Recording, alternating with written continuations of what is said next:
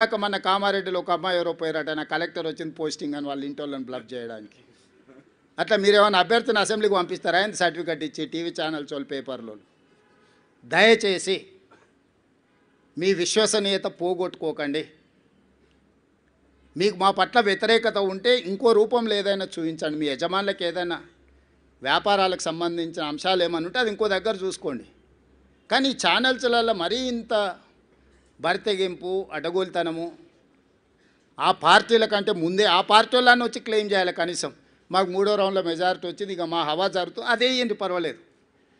వాళ్ళ తరఫున మీరే ఒకాలతో పుచ్చుకొని మీరే అడ్డగోలు వేసేసి 3569 ఓట్లు ఎన్నో 3వ రౌండ్లో, ఓన్లీ 1 రౌండ్లో 3000 చిల్లర నాకు మెజారిటీ ఉంటే మీరు 211 ఓట్లు మెజారిటీ ఉంది అని చెప్పి బీఆర్ఎస్కు మెజారిటీ ఉంది, ప్రభంజనం మొదలైందని మీరు ఇట్లాంటి విధానము ఇది తెలంగాణ రాష్ట్రానికి మంచిది కాదు.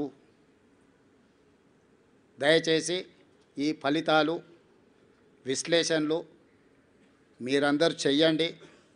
2023 డిసెంబర్ ఫలితాలు 39.5% ఇస్తే, 2024 పార్లమెంట్ ఎన్నికలు 41% ఓట్లు ఇస్తే, 2025 నవంబర్ ఉప ఎన్నికలు 51% ఓట్లను కాంగ్రెస్ పార్టీకి ఇవ్వడం జరిగింది.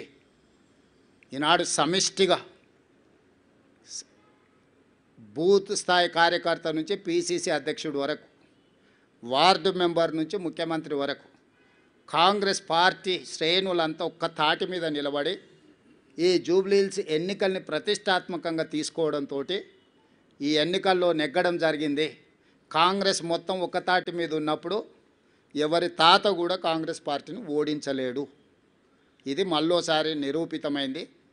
మీ అందరు సహకరించినందుకు, ఓటర్ మహాశయులు ఆశీర్వదించినందుకు, మీడియా మిత్రులకు, ఓటర్ మహాశయులకు సహకరించి మద్దతు ఇచ్చిన ఎంఐఎం పార్టీకి, ముఖ్యంగా సిపిఐ, సిపిఎం, కోదండరాం సార్, ఇతర సంఘాలు, రాజకీయ పార్టీలు అన్నీ మాకు సహకరించినందుకు వాళ్ళందరికీ మనస్ఫూర్తిగా कृतज्ञतలు తెలియజేస్తున్నాం. खासकर इस बाई इलेक्शन चुनाव में एमआईएम हम साथ हमारे लिए कांग्रेस पार्टी को मदद देकर इस चुनाव में ये जीत हासिल करने के लिए जो मदद किया, एमआईएम सदर असदुद्दीन ओवैसी, उनके भाई अकबरुद्दीन ओवैसी को कांग्रेस पार्टी के तरफ से, हमारे कांग्रेस कार्यकर्ता के ओर से हम धन्यवाद बोलना चाहता है. आने वाले दिनों में भी हम सबको साथ लेकर तेलंगाना तरक्की के लिए हम कोशिश करेंगे. इसमें हम कामयाब हो जाएंगे.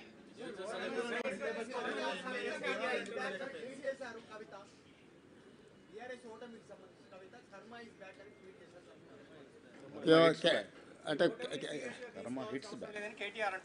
అది కేటీఆర్ అడిగితే కరెక్ట్గా సమాధానం చెప్తారు.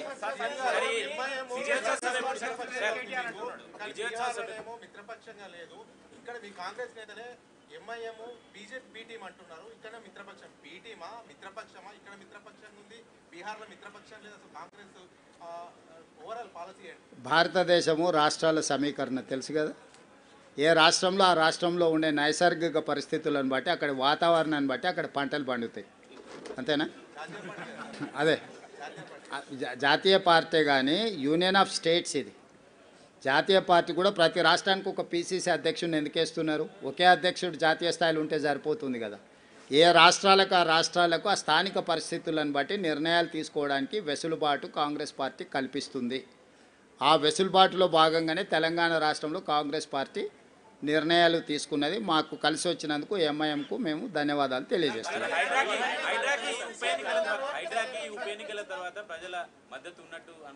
చారి గారు ఒక్కదాని కాదు, మొత్తం కాంగ్రెస్ ప్రభుత్వానికే ప్రజలు మద్దతుగా నిలబడ్డారు.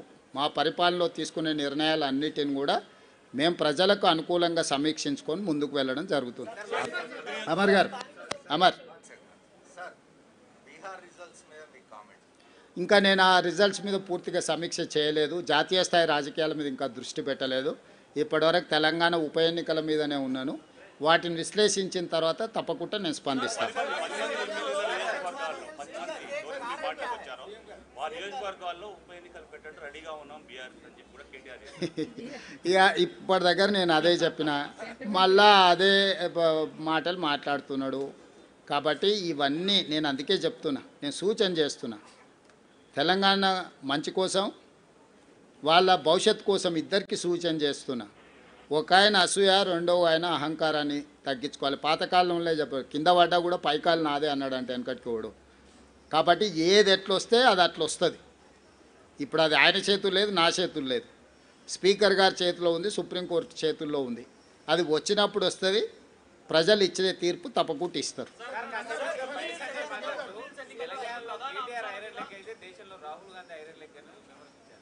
అదే మొత్తం అన్నీ పరిశీలించి మొత్తం కలిపి వడ్డిస్తా.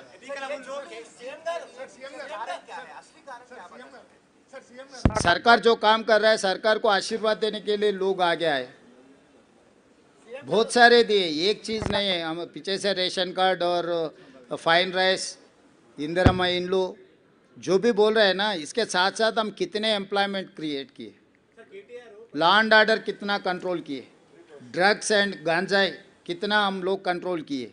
इस बार बारिश कितने आए आप देखे ना. इससे पहले 10 सेंटीमीटर बारिश है तो पूरा शहर डूबते थे.